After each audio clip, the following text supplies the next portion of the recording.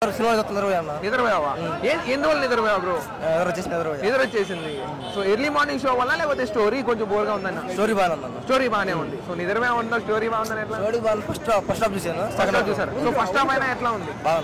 First half బాగుంది. So first half లో ఒక ట్విస్ట్ ఉంది అంటున్నారు. సో దాని గురించి ఏంటి? ఫైట్ బాగుంది.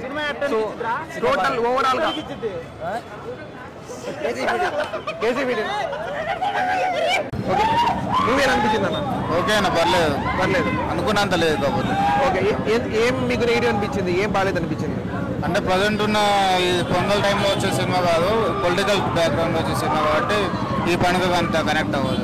ఓకే, సో ఇప్పుడు మరి రామ్ చరణ్ గారి యాక్టింగ్ ఎట్లా? యాక్టింగ్ వరకు అయితే బాగుంది. యాక్టింగ్ వరకు బాగుంది, నెక్స్ట్ లెవెల్లో. ఓకే, సో మరి శంకర్ గారి డైరెక్షన్? శంకర్ గారు కూడా కంబ్యాక్ అనుకోవచ్చు.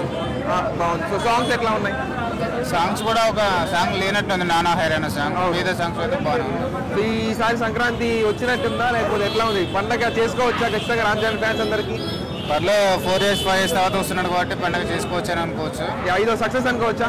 శంకర్ గారికి కంబ్యాక్ అనుకోవచ్చా? కంబ్యాక్ అనుకోవచ్చు అండి. ఓకే అన్న, థ్యాంక్ యూ సో మచ్.